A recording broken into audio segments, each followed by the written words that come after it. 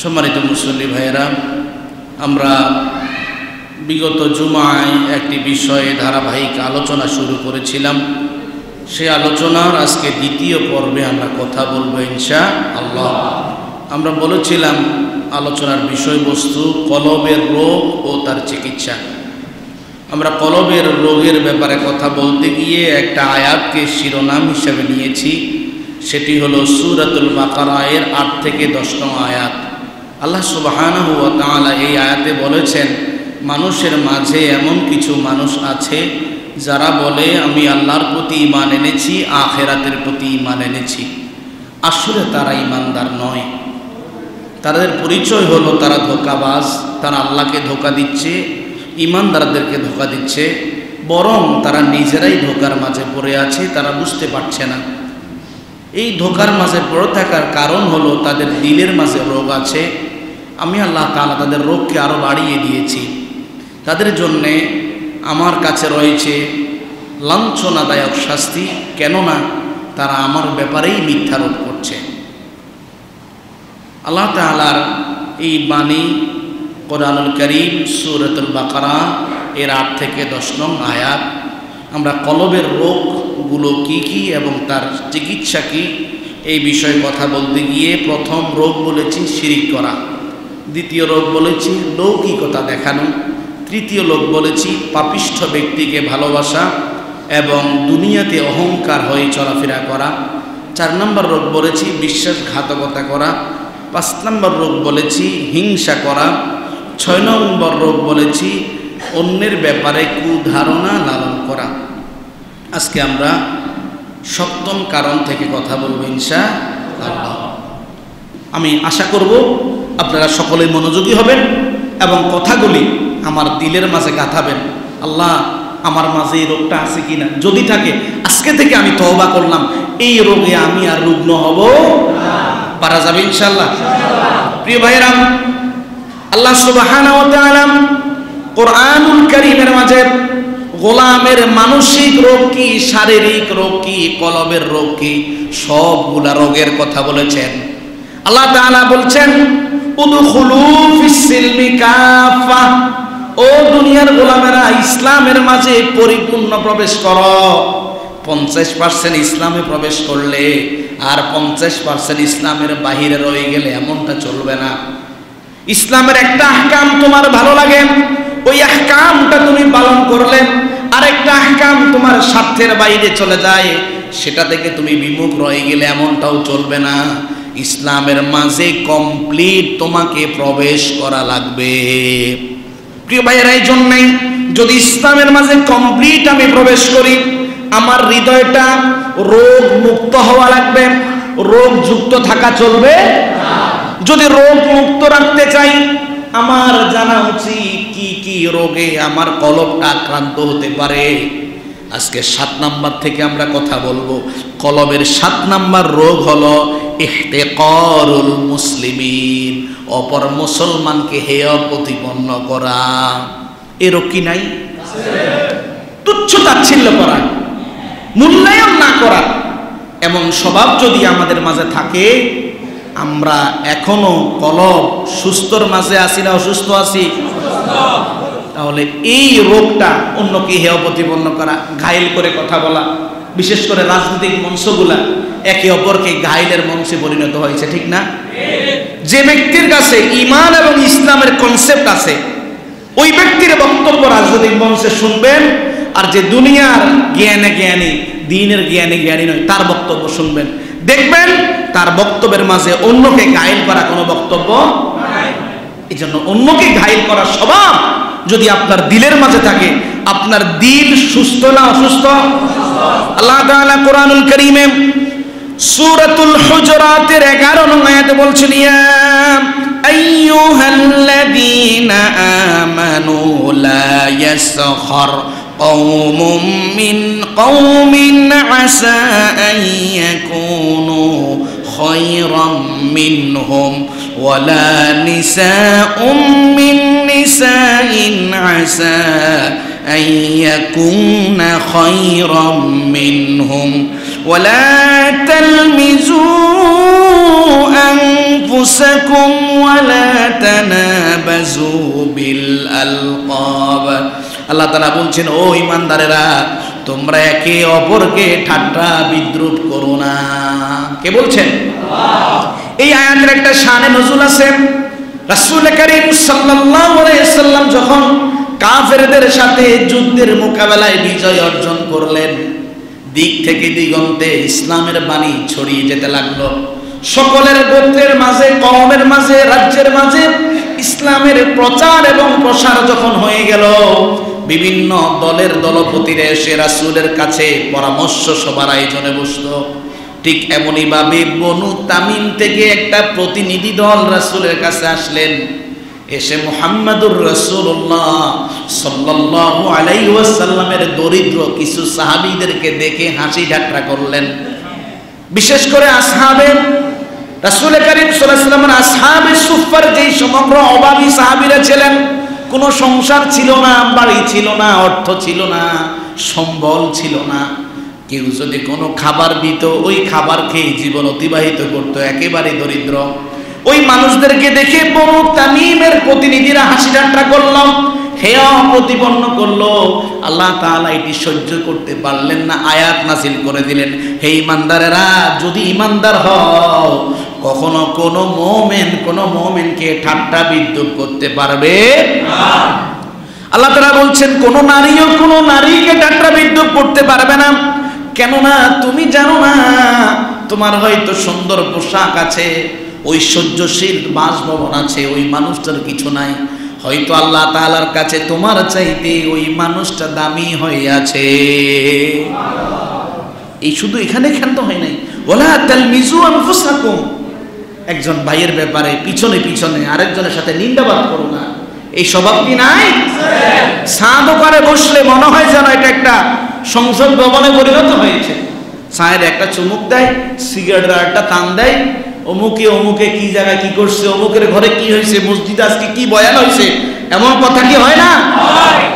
বোঝা যাবে আপনার ঈমান সুস্থ না অসুস্থ। আল্লাহ তাআলা বলেছেন ওয়ালা তানাবাজু বিল আলকাব। একটা লোক কালো, তার নাম আব্দুর রহিম, তারা কালামিয়া বলাইও না। এমন কি ডাকে কি ডাকে না? একজনকে মন্দ নামে ডাকা যাবে না। এই কাজগুলা যারা করে তাদের ঈমান সুস্থ না অসুস্থ? কুরআনুল কারীমের এই আয়াতের পরেই নবী করিম সাল্লাল্লাহু আলাইহি সাল্লামের আরেকটি হাদিস আমাদের সামনে উপস্থাপন করা অতীব জরুরি আমি মনে করি। হযরত আবু হুরায়রা রাদিয়াল্লাহু আনহু হাদিসটি বর্ণনা করেছেন, মুসলিম শরীফের হাদিস। হাদিসটি বলার আগে কিছু কথা বলি। আমরা অনেকে মনে করি নামাজ পড়া ইবাদত ভালো কথা, অনেকে মনে করি রোজা রাখা ইবাদত ভালো কথা, যাকাত দেওয়া ইবাদত ভালো কথা, কোরআনুল কারীম তেলাওয়াত করা ইবাদত ভালো কথা। আমরা অনেকে এই জিনিসগুলাকে ইসলাম হিসাবে ধরে নিয়েছি। না বন্ধু, যদি এই জিনিসটা মাথার মাঝে নেন, নামাজ রোজা তেলাওয়াত ইবাদত, এটা ইসলামের একটা ইবাদতের অংশ। কিন্তু আপনি যদি এই সমগ্র জিনিসের মাঝে সীমাবদ্ধ থাকেন, আপনার ভুল ধারণা। ইসলাম আপনাকে বলে অন্য কাউকে হিংসা করা যাবে না। ইসলাম আপনাকে বলে অন্যের সাথে ধোঁকাবাজি করা যাবে না। ইসলাম আপনাকে বলে অন্যের সাথে শত্রুতা করা যাবে না। ইসলাম আপনাকে বলে অন্যের ক্ষতি সাধন করা যাবে না। ইসলাম আপনাকে বলে একটা পণ্য আরেকজন দর কষাকষি করে ক্রয় করছে, ওই ব্যক্তির দরের উপরে আপনি আবার দর কষাকষি করলেন, ইসলাম আপনাকে বলে না। ইসলাম বলে কোনো অবস্থায় কাউকে হেয় প্রতিপন্ন করা যাবে না। কিন্তু এই জিনিসগুলো হয় কি হয় না? হিংসার চর্চা কি হয় না?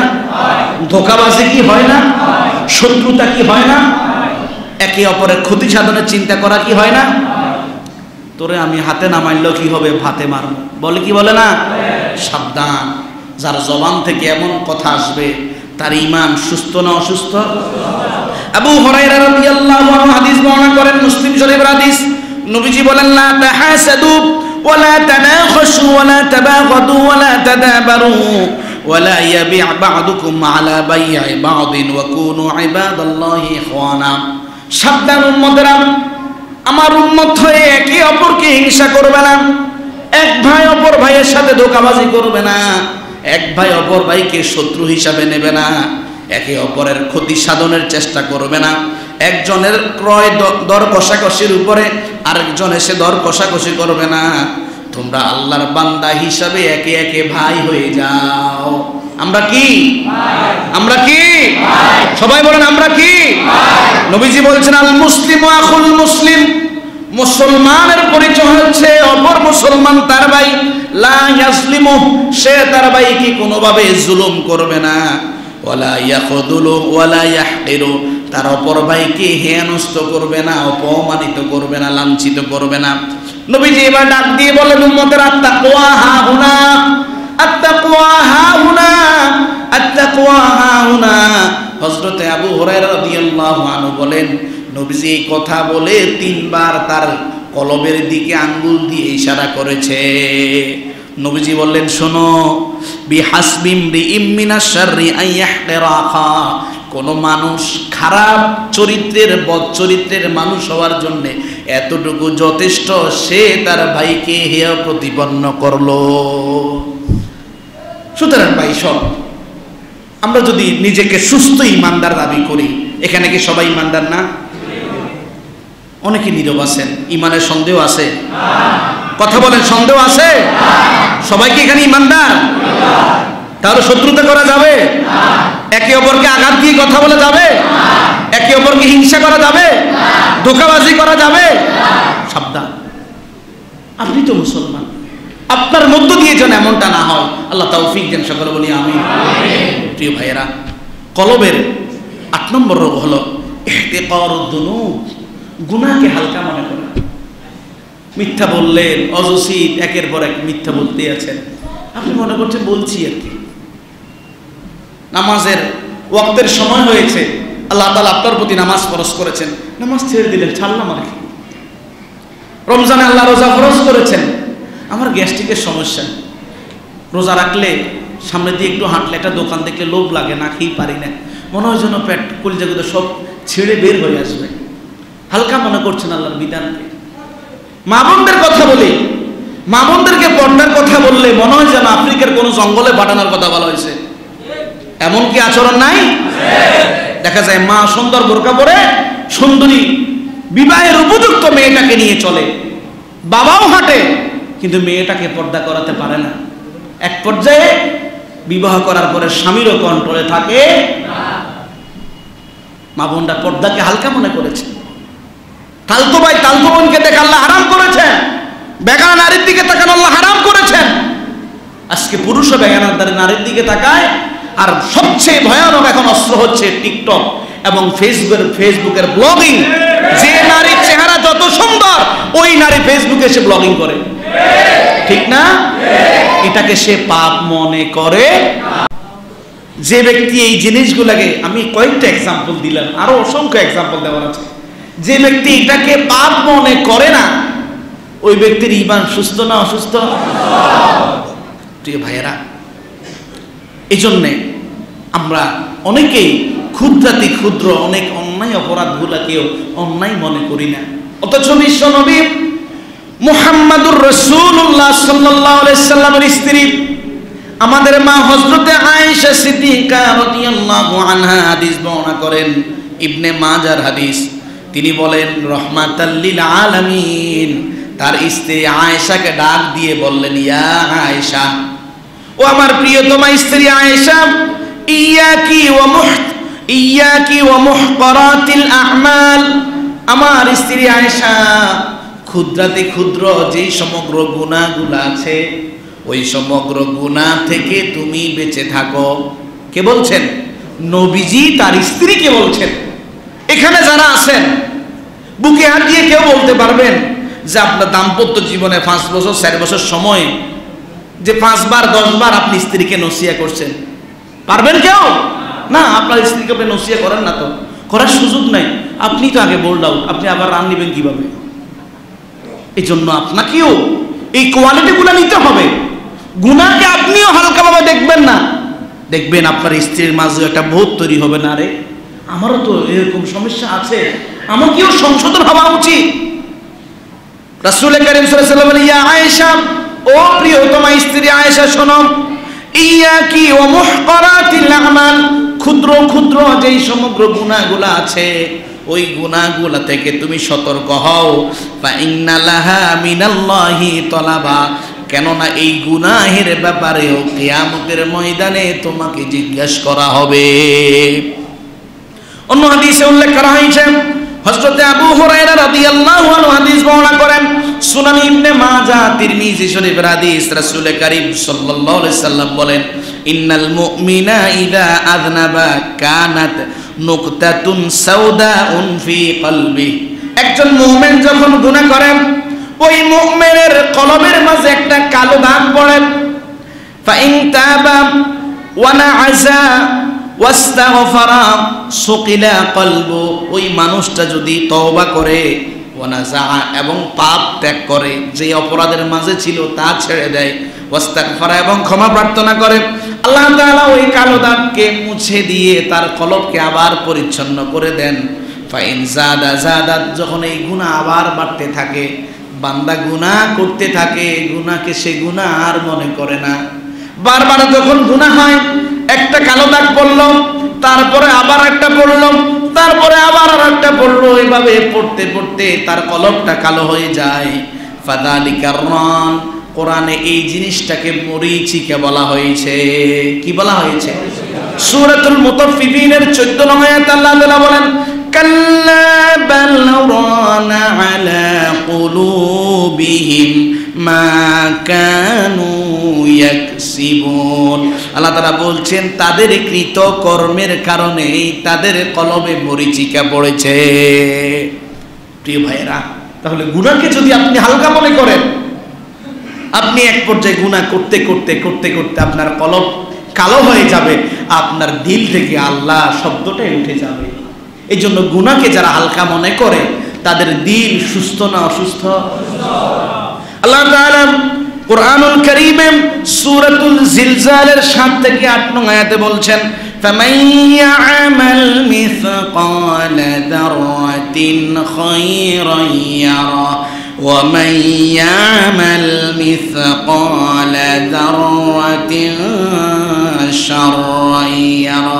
গোলাম, যদি তুমি আখিরাতে যাররা পরিমাণ ভালো কাজ নিয়ে আসো, আমি তা দেখব। যদি যাররা পরিমাণ খারাপ কাজ নিয়ে আসো, আমি তাও দেখব। প্রশ্ন হলো, যাররা জিনিসটা কি? মুহাদ্দিসিনে কেরাম বলছেন, কাপড় ধৌত করার পরে সুন্দর করে কাপড়কে যখন চিবানো হয়, রৌদ্রে দেওয়ার আগে যখন কাপড়কে একটা ঝাঁকুনি দেওয়া হয়, ঝাঁকুনির সাথে যেই সামান্য পানি রাশি সূর্যের আলো কিংবা আলোকময়ের মধ্যে বিরাজমান করে, এই সামান্য বালি রাশি পানি রাশি হলো যাররা। এই যাররা পরিমাণ ভালো আমলও কিয়ামতে হাজির হবে। সুতরাং গুনাহকে হালকা করার কোনো সুযোগ নাই। হযরত আনাস ইবনে মালিক রাদিয়াল্লাহু আনহু হাদিস বর্ণনা করেন, সহিহ বুখারীর হাদিস।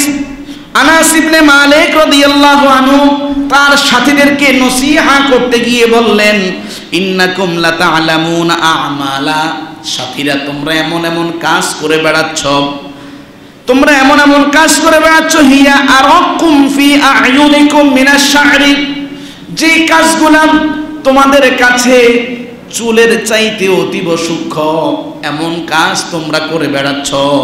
ইন কুন্না লানাউদ্দুহা আলা আহদিন নবী সাল্লাল্লাহু আলাইহি ওয়াসাল্লাম মিনাল মুবিকাত, অথচ আমরা আনাস এবং নবীর অন্যান্য সাথীরা এই চুলের সম পরিমাণ কাজগুলাকেও ধ্বংসকারী কাজ মনে করতাম।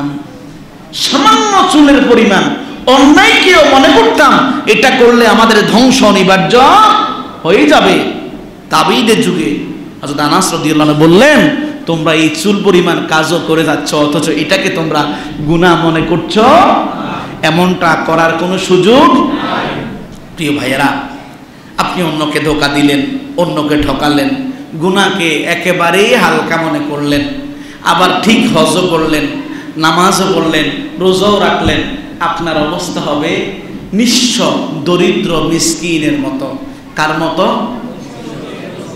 এখানে যারা আছেন কেউ কি মিসকিন? আমার কথা কি বোঝা যায়? মিসকিন মানে বুঝেন তো, যারা একবেলা খাবার মতো পয়সা পকেটে, যে মানুষের কাছে হাত পেতে ভাত খায়। এখানে কি কেউ মিসকিন আছেন? হাদিস শরীফ উল্লেখ করা হয়েছে, হযরত আবু হুরায়রা রাদিয়াল্লাহু আনহু হাদিস বর্ণনা করেন, মুসলিম শরীফের হাদিস। নবীজি সাহাবায়ে আজমাইনদেরকে জিজ্ঞেস করলেন, আতাদরুনা মাল মুফলিস, আমার সাহাবীরা, তোমরা কি বলতে পারবে মুফলিসকে, নিঃস্ব হতভাগা অভাবী মানুষের পরিচয় কি একটু বলতে পারবে? সাহাবায়ে কেরাম বললেন, আল মুফলিসু ফিনা মান লা দিরহাম ওয়ালা মাতা। নবীজি, আমরা মনে করি আমাদের মাঝে যার কোনো দিরহাম নাই, খাবার এবং থাকার মতো কোনো সম্বল নাই, ওই মানুষটাকেই আমরা মিসকিন মনে করি।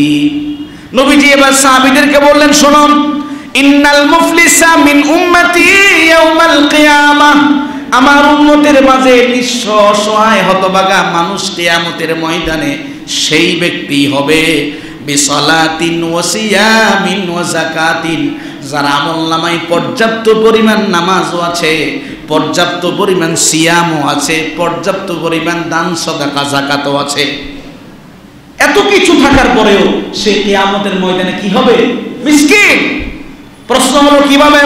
নবীজি বললেন, ওয়ায়াতি قد شتم هذا وقذف هذا واكل مال هذا وسفك دم هذا وضرب هذا। এই মানুষটা ঠিক নামাজও পড়েছে, রোজাও রেখেছে, যাকাতও দিয়েছে, কিন্তু এই সমগ্র ইবাদত করার পরেও অন্যকে গালি দিয়েছে, অন্যের নামে মিথ্যা অপবাদ দিয়েছে, অন্যের সম্পদ অবৈধভাবে দখল করে খেয়েছে, অন্যকে বিনা অপরাধে রক্ত প্রবাহিত করে হত্যা করেছে, নিজের স্বার্থ সিদ্ধির জন্য অন্যকে মেরে অন্যের জীবনটা ত্রাস করে দিয়েছে।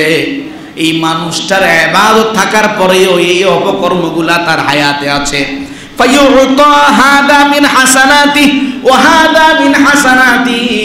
কিয়ামতের ময়দানে ওই নির্যাতিত মজলুম মানুষগুলা উঠবে, ওই নামাজি, রোজাদার, যাকাত দানকারী সেই জালেম হাজির হয়ে যাবে। ওই জালেমের আমলনামা থেকে যেই সমগ্র নেক আমলগুলা ছিল ওই মজলুমদের আমলনামার মাঝে অপরাধ অনুযায়ী ভাগ করে করে দেওয়া হবে। নবীজি বলেন, ফা ইন ফানিয়াত হাসানাতু ক্বাবলা আন ইউকদা মা আলাইহি, যখন তার হাসানাতগুলা দিতে দিতে হাসানাত শেষ হয়ে যাবে, কিন্তু তার জুলুমে নির্যাতিত মানুষের সংখ্যা শেষ হয় না। তখন নবীজি বলেন, উখিদা মিন খাতায়াহুম ফাতুরিহা আলাইহি, তখন ওই যে মজলুম মানুষগুলো আছে তাদের হায়াতে যতগুলো গুনাহ হয়েছে, আমল দেওয়ার তো সুযোগ নাই, গুনাহগুলা নিয়ে ওই আল্লাহওয়ালা জালেম মানুষের আমলনামায় দিয়ে দেওয়া হবে। নবীজি বলেন, সুম্মা তুরিহা ফিন্নার, তখন তাকে জাহান্নামের মাঝে নিক্ষেপ করা। যারা ভাবছেন নামাজ পড়া ইসলাম, ভালো কথা, রোজা রাখা ইসলাম, যাকাত দেওয়া ইসলাম, আর ভিতরে ভিতরে মাশাআল্লাহ আপনি জালেমের গডফাদার হয়ে আছেন, কিয়ামতের ময়দানে আপনি কি কথা বলা? মিসকিন। আপনি কি মিসকিন। এই জন্য প্রিয় ভাইয়েরা, গুনাহকে হালকা মনে করা, যে ব্যক্তি হালকা মনে করে তার দিল সুস্থ না অসুস্থ? 9 নাম্বার, কলবের 9 নাম্বার রোগ হলো আন-নিফাক, মুনাফিকি। নাম কি? মুনাফিক শব্দটা শুনতেই ভয়ঙ্কর মনে হয়। শব্দটা কি ভয়ঙ্কর না? অনেকেই একেবারে নিশ্চুপ যে কি বলি না কি না বলি। একটু বলেন, এখানে কি কেউ মুনাফিক আছেন? বলেন, মুনাফিক কেউ আছেন? আপনি বলতে ভয় হয় কেন? মুনাফিক শব্দটা আসলে ভয়ঙ্কর না? এটা ঈমানের জন্য যেমন ভয়ঙ্কর, এটা ইসলামের জন্য ভয়ঙ্কর। কোরআনুল কারীমে মুনাফিকদের ব্যাপারে সরাসরি সূরা নাযিল হয়েছে। প্রিয় ভাইয়েরা, সুতরাং যার দিলের মাঝে মুনাফিকি আছে তার দিলটা সুস্থ না অসুস্থ? এবার আপনি কোরআন এবং হাদিস দিয়ে মিলাবেন যে আসলে আমার মাঝে মুনাফিকি আছে কি না, আমার মাঝে মুনাফিকি আছে কি না। খেয়াল করেন, মুনাফিকি 2 ভাবে হয়। কয় ভাবে? মনোযোগ আছে আপনাদের? বয়ান এখানে শেষ করি, কি বলেন? মনোযোগ আছে? মুনাফিকি কয় ভাবে হয়? 1 নম্বর আকীদাগত মুনাফিক, 2 নম্বর কর্মগত মুনাফিক। আকীদাগত মুনাফিক হলো ওই মুনাফিক আল্লাহ এবং তার রাসূলকে বিশ্বাসই করে না, কিন্তু আল্লাহ এবং তার রাসূলের সামনে এসে বলে, ইয়া রাসূলুল্লাহ, আপনি না আল্লাহর নবী, আপনাকে বিশ্বাস করি, আল্লাহর প্রতি বিশ্বাস করি, কিন্তু আসলে কি সে বিশ্বাস করে? এরকম মুনাফিক এই সময়ে নাই, কিন্তু রাসূলের যুগে ছিল। এরকম মুনাফিক এই সময়ে নাই, কিন্তু রাসূলের যুগে নাই। এখন নাই, এটা ভুল বলছেন, এখন নাই। খেয়াল করেন, তাহলে আকীদাগত মুনাফিক। সূরাতুল মুনাফিকুনের প্রথম আয়াত বাসায় গিয়ে খুলে দেখবেন। আল্লাহ তাআলা বলছেন, ইযা জাআকাল মুনাফিকুনা ক্বালু নাশহাদু ইন্নাকা লারাসূলুল্লাহ ওয়াল্লাহু ইয়ালামু ইন্নাকা লারাসূলুহু ওয়াল্লাহু ইয়াশহাদু ইন্নাল মুনাফিকিনা লাকাযিবুন। আল্লাহ তাআলা বলছেন, হে রাসূল, আপনি দেখতে পাবেন আপনার কাছে মুনাফিকরা আসছে, এসে বলবে, ইয়া রাসূলুল্লাহ, আমরা আল্লাহর প্রতি ঈমান এনেছি, আপনার প্রতি ঈমান এনেছি, আপনি আল্লাহর পক্ষ থেকে প্রেরিত রাসূল। আল্লাহ বলছেন, হে রাসূল, আমিও বলছি আপনি আল্লাহর পক্ষ থেকে প্রেরিত রাসূল। আমি আল্লাহ কসম করে বলছি, এই সমগ্র মুনাফিকগুলা আমার সাক্ষ্য দিচ্ছে আপনার সামনে, আসলে তারা মিথ্যাবাদী। লাকাযিবুন, তারা মুখে বলছে ইমানদার, আসলে তারা কি? এটা হচ্ছে বিশ্বাসগত মুনাফিক। কর্মগত মুনাফিক আছে, কর্মের কারণে মানুষের আচরণে বলে দেয় এই মানুষটার আচরণ মুমিনের আচরণ। সেই জিনিসগুলা কি কি, এটার সাথে আমাদের মিলানো দরকার। সেটা হলো আল ইস্তিহজাউ বিল্লাহ ওয়া বিরাসূলিহি ওয়া বিল কোরআন। যে সমগ্র মানুষগুলা আল্লাহকে নিয়ে, আল্লাহর কোরআনের আয়াতকে নিয়ে, আল্লাহর বিধানকে নিয়ে এবং আল্লাহর রাসূলকে নিয়ে ঠাট্টা বিদ্রুপ উপহাস করে, ওই সমগ্র মানুষ যদিও মুমিন হয়, ওই সমগ্র মানুষের পরিচয় হচ্ছে তারা মুনাফিক। তারা কি? আল্লাহ তাআলা কোরআনুল কারীমে সূরাতুত তাওবা এর 65 নং আয়াতে বলছেন, ওয়ালা ইন সাআলতাহুম লায়াকুলুনা ইন্নামা কুননা নাখুদু ওয়া নালআব قل أبالله وآياته ورسوله كنتم تستهزئون। আল্লাহ তাআলা বলছেন, হে রাসূল, যখন আপনি তাদেরকে জিজ্ঞাসা করবেন এই বিষয়ে, তখন তারা বলবে, আমরা মূলত মুহাম্মদ তোমার সাথে এবং ইসলামের সাথে হাসি ঠাট্টা উপহাস করেছি মাত্র, আমরা আসলে ঈমান আনি নাই, তোমার সাথে ঠাট্টা উপহাস করছি।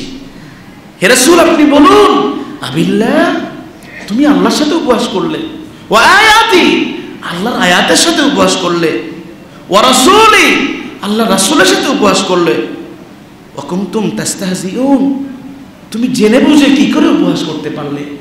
সুতরাং যারা এই সমগ্র কার্যগুলি সম্পাদন করে তাদের পরিচয় হচ্ছে তারা কি? আপনি মুসলমান, আপনি বোরকার বিরুদ্ধে কথা বলেন, আপনার পরিচয় কি? আপনি মুসলমান, কোরআনের একটা বিধানকে আপনি বলেন বড় বড় তার আইন, আপনি কি? এরকম হাজারো দৃষ্টান্ত আছে আমাদের এখানে। তো কেউ ইসলাম এবং ঈমান নিয়ে, রাসূল নিয়ে, আয়াত নিয়ে উপহাসকারী কি কেউ এখানে আছেন? সাবধান, কেউ যদি থাকেন সংশোধন হতে হবে। 2 নাম্বার, আল ইরাদু আন দীনিল ইসলাম, ইসলাম থেকে মুখ ফিরিয়ে নেওয়া। ইসলাম থেকে কি করা? যে আল্লাহ এই কোরআনুল কারীম তেলাওয়াতের ফজিলতের কথা বলেছেন, রাষ্ট্রের মাঝে এই কোরআনের আইন বাস্তবায়ন হোক, সে আল্লাহ এই কথা বলেছেন। যে আল্লাহ নামাজ আদায়ের কথা বলেছেন, সে আল্লাহ জমিনে নামাজ প্রতিষ্ঠিত করার কথা বলেছেন। যে আল্লাহ মানুষদেরকে দান সাদাকার কথা বলেছেন, অর্থনৈতিক ব্যবস্থা সমাজে প্রতিষ্ঠিত হোক, সেই আল্লাহ সেই কথা বলেছেন। যে আল্লাহ বিবাহের কথা বলেছেন, সে আল্লাহ ব্যভিচারের বিরুদ্ধে কথা বলেছেন। যে আল্লাহ হালাল খাওয়ার কথা বলেছেন, সে আল্লাহ হারামের বিরুদ্ধে বলেছেন। যে আল্লাহ হালাল পন্থায় ব্যবসায়ের কথা বলেছেন, সে আল্লাহ সুদ এবং দুর্নীতির বিরুদ্ধে কথা বলেছেন। আপনার কাছে প্রশ্ন হলো, আল্লাহর সমগ্র ইবাদতগুলা করতে আপনার ভালো লাগে, কিন্তু আল্লাহর জমিন, আল্লাহর দ্বীনের ফয়সালা কায়েম হোক, এটা যদি আপনার দিলের মাঝে কুণ্ঠাবোধ, প্রশ্নবিদ্ধ, সন্দেহ হয়, আপনার দিলের মাঝে এখনো মুনাফিকের স্বভাব আছে। আল্লাহ তাআলা কোরআনুল কারীমের সূরাতুন নিসার 61 নং আয়াতে বলছেন, ওয়া ইযা কিলা লাহুম তাআলাউ ইলা মা আনজালাল্লাহু ওয়া ইলার রাসূলি রাআইতাল মুনাফিকিনা ইয়াসুদ্দুনা আনকা সুদুদা। হে রাসূল, যখন আপনি তাদেরকে আল্লাহর বিধানের দিকে ডাকবেন, আমার আপনার দিনের দিকে ডাকবেন, আপনার পথের পথিক হওয়ার কথা বলবেন। আপনি রাআইতাল মুনাফিকিন, আপনি মুনাফিকদেরকে দেখতে পারবেন, তারা ঘৃণা ভরে আপনার থেকে মুখ ফিরিয়ে নিয়েছে। প্রিয় ভাইয়েরা, সুতরাং কোরআনের শাসন জমিনে চাপ আমরা সকলে চাই কি চাই না? এদেশের সংবিধানে মদের বিরুদ্ধে আইন পাশ হোক, চাই কি চাই না? এদেশের পতিতালয় বন্ধ হোক, চাই কি চাই না? সমগ্র দেহ ব্যবসায়ীদের আস্তানা বন্ধ হয়ে যাক, চাই কি চাই না? এদেশের মা এবং বোনেরা হিজাব পরিধান করুক, চাই কি চাই না? এদেশের মসজিদে যখন আজান হবে দোকান বন্ধ করে মসজিদে আসতে হবে, বিধান চাই কি চাই না? যারা এ ব্যাপারে সন্দেহ পোষণ করে এরকম বিধান জমিনে বাস্তবায়ন হোক চায় না, তাদের দিলের মাঝে মুনাফিকি আছে। এজন্য মুসলমান, পরিষ্কার কথা, আপনি যদি মুসলমান হন তাহলে আল্লাহর এই আয়াত সূরা নিসার 61 নং আয়াত বাসায় গিয়ে মিলাই দেখবেন। আল্লাহ তাআলা বলছেন মুনাফিকরা আল্লাহর বিধানের দিকে ডাকলে একেবারে গোসা বলে ঘৃণা বলে মুখ ফিরিয়ে নেয়। আপনার স্বভাব যদি এমন হয় তার মানে আপনার দিলের দিলটা সুস্থ না অসুস্থ? জি ভাইয়েরা, মুনাফিকের 3 নম্বর স্বভাব হলো কর্মগত মুনাফিক সাব্বুল উলামা ওয়াল মুসলিহিন, ওলামায়ে কেরামকে গালমন্দ করা। ওলামায়ে কেরামকে যারা গালমন্দ করে বুঝবেন তার ইমানের মাঝে মুনাফিকি আছে, তার ইমান এখনো পরিশুদ্ধ ইমান। যারা মুসলমানদেরকে মৌলবাদ বলে তার ইমানের মাঝে কি আছে? মুনাফিকি আছে। আমার কথা না, আপনি কোরআন মিলান, আমি সূরা বলছি, আয়াত নং বলছি, বাসায় গিয়ে মিলাবেন। সূরাতুল বাকারা 13 নং আয়াত আল্লাহ তাআলা বলছেন ওয়া ইযা কিলা লাহুম আমিনু কামা আমানান নাসু ক্বালু আনুমিনু কামা আমানাস সুফাহা। হে রাসূল, মক্কার কাফেরদেরকে যখন আপনি দ্বীনের পথে রাখবেন, ওই সমগ্র মানুষগুলাকে যখন বলবেন, দেখো ওই সমগ্র মানুষগুলোর দিকে তাকাও, আবু বকর, ওমর, ওসমানের দিকে তাকাও, তারা ঈমান এনেছে, সলিহিন হয়েছে, তোমরাও ঈমান এনে মুত্তাকি হয়ে যাও। ওই সমগ্র মানুষগুলা বলবে কামা আমানাস সুফাহা, ওরা তো নির্বোধ পাগল, ওরা তো আহাম্মক, এই জন্য মুসলমান হয়েছে, আমরা মুসলমান হব না। তাহলে সলিহিন, সৎকর্মশীল, এই পৃথিবীতে যদি সৎকর্মশীল মানুষ খুঁজতে হয় সর্বপ্রথম খুঁজতে হবে ওলামায়ে কেরামদেরকে। কাদেরকে খুঁজতে হবে? সন্দেহ আছে? আল্লাহ তাআলা বলছেন সবচেয়ে বেশি আমাকে কে ভয় করে? ওলামায়ে কেরাম। কে ভয় করে? এই জন্য প্রিয় ভাইয়েরা, কোনো ওলামায়ে কেরামকে না বুঝে না জেনে নিজের স্বার্থের পরিপন্থী হওয়ার কারণে এমন কথা উচ্চারণ করবেন না যেটা আপনার ইমানের ব্যাপারে অসুস্থতার পরিচায়ক হয়। প্রিয় ভাইয়েরা, এই মুনাফিকের 4 নম্বর পরিচয় হলো আত-তাকাকুলুল ইবাদাহ, ইবাদতকে বোঝা মনে করা। যারা ইবাদতকে বোঝা মনে করে, বোঝা যাবে তার হৃদয়ের মাঝে কি আছে? নামাজের সময় এসে এত নামাজ পড়ে কি লাভ? পর্দার আল্লাহ বিধান দিয়েছে, এটা একেবারে আদি যুগের সিস্টেম। আল্লাহ তাআলা দান সদকার কথা, যাকাতের কথা বলেছেন, কেন আমি যাকাত দিব? আমি কি ট্যাক্স দিচ্ছি না? অর্থাৎ ইবাদত, আল্লাহর দেওয়া বিধানকে যারা নিজের জন্য বোঝা মনে করবে, ওই মানুষটার মাঝে কি আছে? মুনাফিকি। এরকম যদি অভ্যাস আমাদের থেকে থাকে, আমরা এটা পরিত্যাগ করব, পারবো ইনশাআল্লাহ? দলিল নেন কোরআনুল কারীম সূরাতুন নিসা 142 থেকে 143 নং আয়াত। আল্লাহ তাআলা বলছেন ইন্নাল মুনাফিকিনা ইউখাদিউনাল্লাহা ওয়া হুয়া খাদিউহুম ওয়া ইযা কামু ইলাস সালাতি কামু কুসালা ইউরাউনান নাসা ওয়া লা ইয়াযকুরুনাল্লাহা ইল্লা কলিলা। আল্লাহ তাআলা বলছেন মুনাফিকদের পরিচয় হলো তারা আল্লাহ এবং তার রাসূলকে ধোঁকা দেয়, বরং তারা নিজেরাই ধোঁকার মাঝে পড়ে আছে। ওয়াইদা কামু ইলাস সালাম, আল্লাহ একটা ইবাদতের দৃষ্টান্ত দিলেন। তারা যখন নামাজে দাঁড়ায় তখন তারা একেবারে শিথিলতার সাথে দাঁড়ায়। নামাজে দাঁড়াইলাম আর কি, কোনো রকম আদায় করলাম আর কি, তারা ইবাদতকে নিজের জন্য বোঝা মনে করে। ইউরাউনান নাসা, তারা মূলত নামাজ পড়ে না, মানুষ যেন নামাজি বলে তার জন্য পড়ে। ওয়ালা ইয়াযকুরুনাল্লাহা ইল্লা কলিলা, তারা আল্লাহ তাআলাকে সবসময় স্মরণ করে না। এই খুঁটিনাটি কোনো গুরুত্বপূর্ণ ইভেন্ট যদি থাকে, জানাজা হবে, আমি তো একজন প্রতিনিধি হিসাবে নির্বাচন করব, ওযু আছে না নাই, জানাজা একটা হোক 10টা হোক আমি গিয়ে হাজির, অথচ ফরজ নামাজের খবর নাই। প্রিয় ভাইয়েরা, এরকম স্বভাব মুনাফিকি। আল্লাহ তাআলা বলছেন মুযাবযাবিনা বাইনা যালিকা লা ইলাহা উলাই ওয়া লা ইলাহা উলা ওয়া মান ইউদ্লিলিল্লাহু ফালা তাজিদা লাহু সাবিলা। তাদের অবস্থা হলো তারা এই পক্ষের মানুষও না ওই পক্ষের মানুষও না, তারা কি গোলাম, তারা কি যখন যেই প্ল্যাটফর্মে আসে বাতাস যেদিকে ছাতাই দিকে, এরকম স্বভাব। কার স্বভাব? কথা কি বোঝা যায়? কার স্বভাব? মুযাবযাবিনা বাইনা যালিক, তারা এই পক্ষের মানুষও না ওই পক্ষের মানুষও না, তারা মূলত কোনো পক্ষেরই না। আল্লাহ তাআলা বলছেন ওমাই ইউদ্লিলিল্লাহ, আল্লাহ যাকে হেদায়েত দেয় না ওই মানুষকে কে হেদায়েত দিতে পারে? এই জন্য ভাই সবসময় আল্লাহর কাছে হেদায়েত চাইবেন। আল্লাহ আমার দিলটা যেন কুফরের দিকে না যায়, আল্লাহ আমার দিলটা যেন তোমার বিদ্বেষী না হয়, আল্লাহ আমার দিলের মাঝে যেন নবী বিদ্বেষী কোনো কর্মকাণ্ড সৃষ্টি না হয়। কার কাছে হেদায়েত চাইব? তাহলে কোনো মানুষের দিলের মাঝে যদি মুনাফিকি থাকে, দিলটা সুস্থ না অসুস্থ? অসুস্থ। আল্লাহ, হৃদয়ের 10 নম্বর রোগ আল ইগতিরারু বিল্লাহি তাআলা, আল্লাহ তাআলার ব্যাপারে কুধারণা করা। আল্লাহ তাআলার ব্যাপারে কি করা? মনোযোগ আছে আপনাদের? অনেকে চক্ষু বন্ধ হয়ে গেছে, একটু মেহেরবানি করে নাড়িয়ে দেন। ভাই ঘুমাবেন না, আমি বয়ান করবো আপনি ঘুমাবেন, এমন বক্তা কিন্তু আমি না। খেয়াল করেন, তাহলে আল্লাহ তাআলার ব্যাপারে কুধারণা করা বিষয়টা কেমন? সেটি হলো আপনি মনে মনে ভাবছেন, হায় রে আমি জীবনে এত অন্যায় অপরাধ করলাম, মনে হয় আমাকে মাফ করা হবে না, আমি মনে হয় আর মাফ পাবো না। আপনাদেরকে একটা ঘটনা বলেছিলাম, ইসলামিক অনেক বড় একজন মনীষী ওনার জীবনের একটা বৃত্তান্ত ঘটনা উল্লেখ করেছিলেন, নামটা আমার এই মুহূর্তে মনে নাই। উনি জীবনে 87 বার না কতবার হজ করেছেন। একসময় তিনি মাদকাসক্ত ছিলেন, মদ খেয়ে ঘরের মাঝে এসে ঈদের দিনও মদ খেলেন। মা রাগ করে বললেন, হতবাগা, ঈদের দিনও বুঝে তোর মদ খাইতে ইচ্ছে করলো। মাতাল অবস্থায় ছিলেন। মা যখন এই কথা বলল, মাকে একটা আঘাত করলেন, সাথে সাথে মা মারা গেল।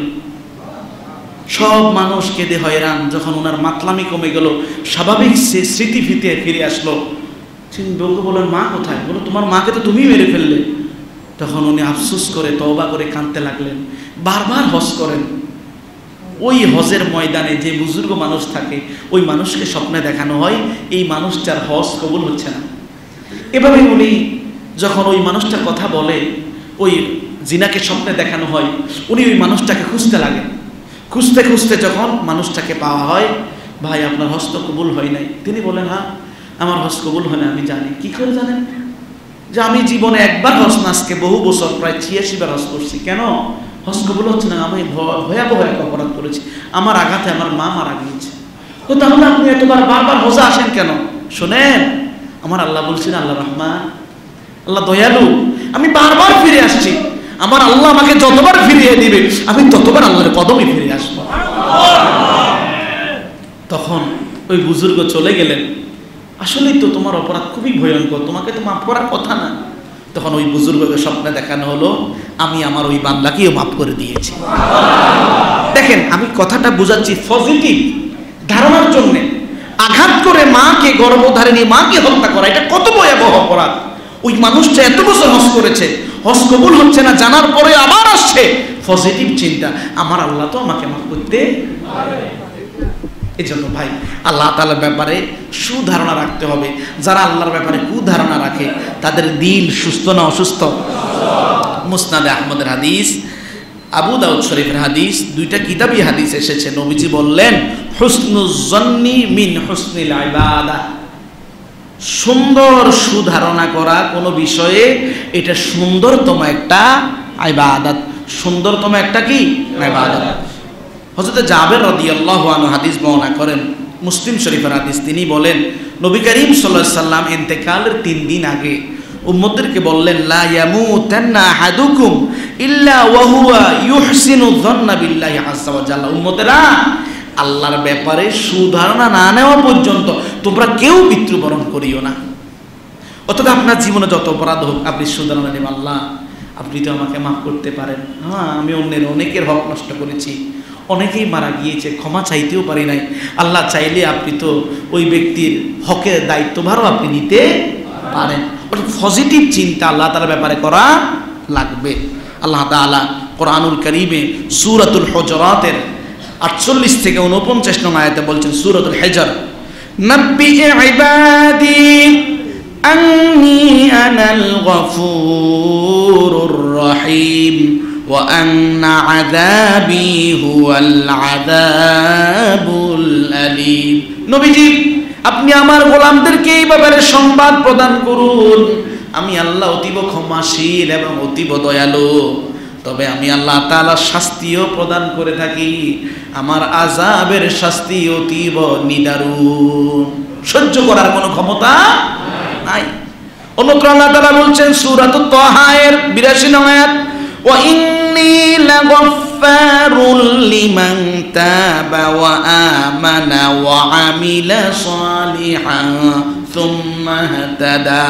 আমি আল্লাহ তাআলা ওই সমগ্র মানুষদেরকে ক্ষমা করে দেব যারা তাওবা করলো, আবার আমার প্রতি ঈমানকে নবায়ন করলো, নেক আমল করলো, মৃত্যু অবধি হেদায়েতের উপর চললো। আমি আল্লাহ তাআলা আমার ওই গোলামগুলোকে ক্ষমা করে দেব।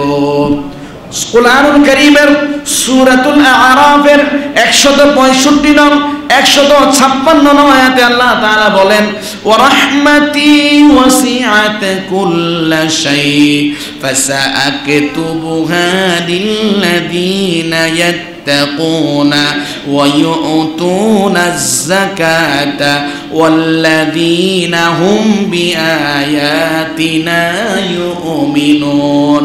আমি আল্লাহ তাআলার রহমত পৃথিবীর সমগ্র সৃষ্টির মাঝে বিরাজমান।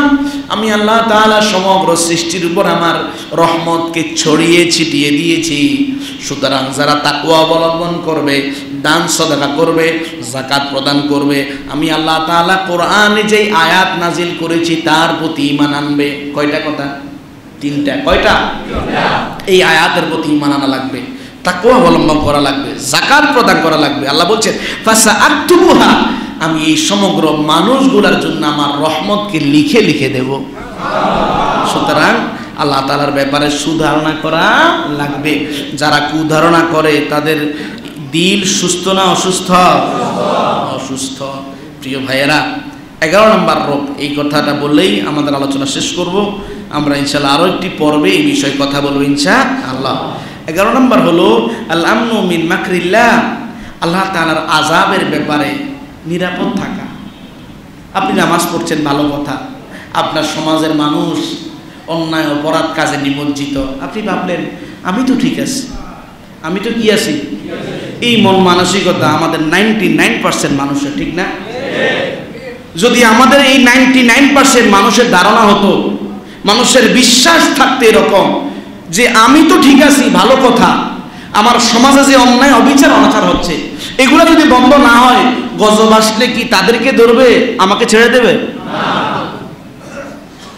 সবাইকে ধরবে না? সোচ্চার কি সবাই হওয়া লাগবে না? আগুন লাগলে কি এক বাড়ি পড়ে নাকি সব বাড়ি পড়ে?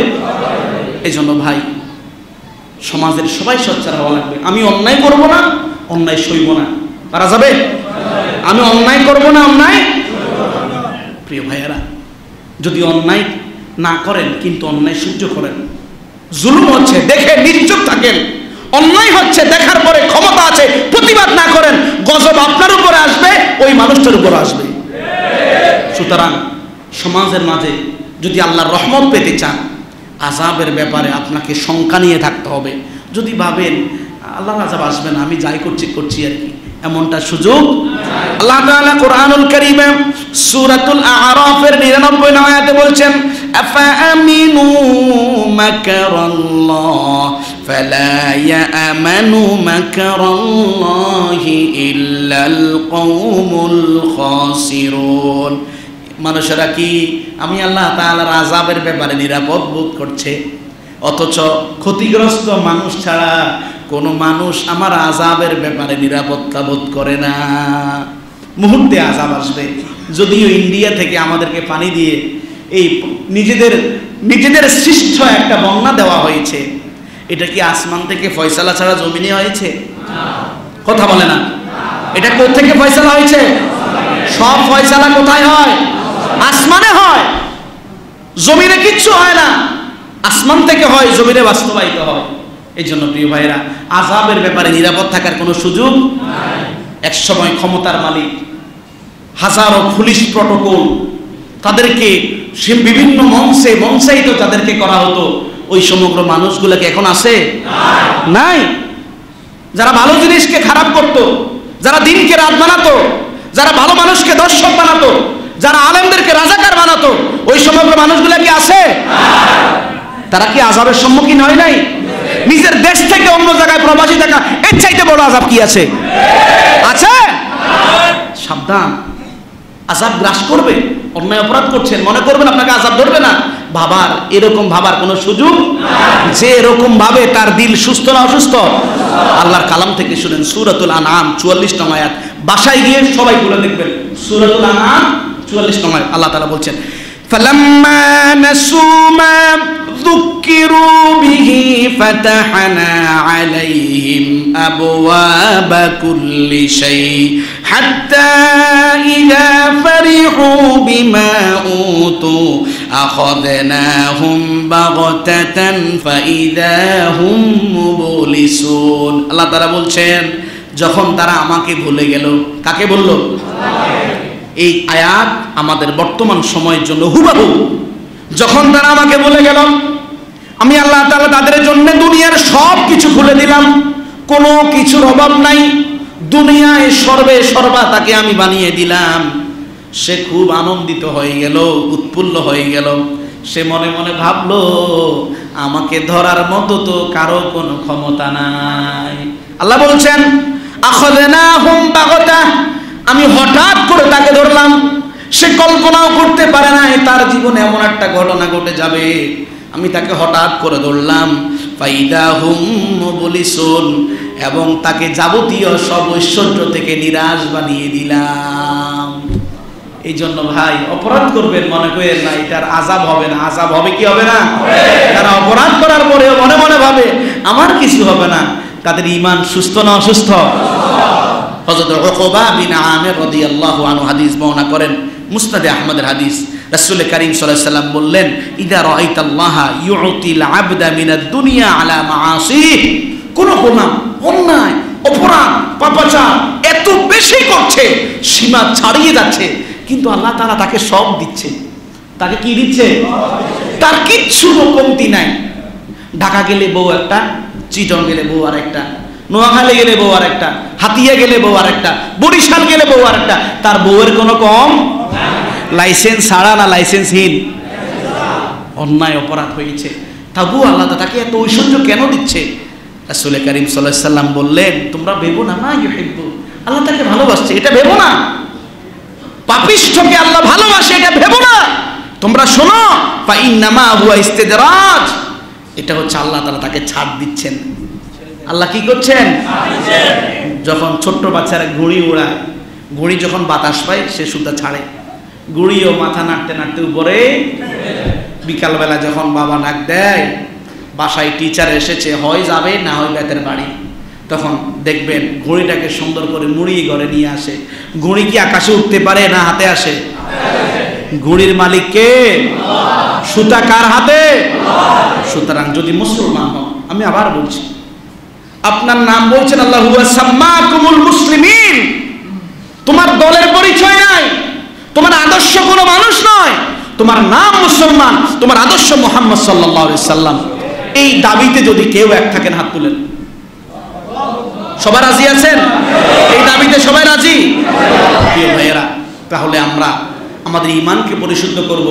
অন্যায় করব না, অন্যায় সইব না। অন্যায় করব না, অন্যায় সইব না। কাউকে শত্রুতা কাজ করব না, ধোঁকাবাজি করব না, লেনদেনে প্রতারণা করব না, বিনা কারণে অন্যের রক্তপাত করব না। ঈমানদার হয়ে আল্লাহর জমিনে আল্লাহর দ্বীন বাস্তবায়ন হোক, এই তামান্না নিয়ে আমরা মরবো। রাজি আছি? যদি আমি দেখে যেতে না পারি, আল্লাহ আপনাকে, আপনার কাছে কামনা আপনার জমিন, আপনার দিন কায়েম হয়েছে, আমাদেরকে দেখিয়ে দেন। সকলে বলি আমিন। যদি আল্লাহ আমরা দেখার স্বপ্ন না পাই, যদি হারিয়ে যাই পৃথিবী থেকে, তবুও তো এতটুকু বলতে পারবো আল্লাহ আমরা কামনা করেছি এই পৃথিবীতে আল্লাহর দিন বাস্তবায়ন হোক। যদি কোনো মুমিন এই জিনিস নিজের হৃদয়ে লালন না করে, তার ঈমান সুস্থ না অসুস্থ? প্রিয় ভাইয়েরা, আল্লাহ তাআলা যে কথাগুলি বলেছি সকলকে আমরা তৌফিক দিন। সকলে বলি আমিন।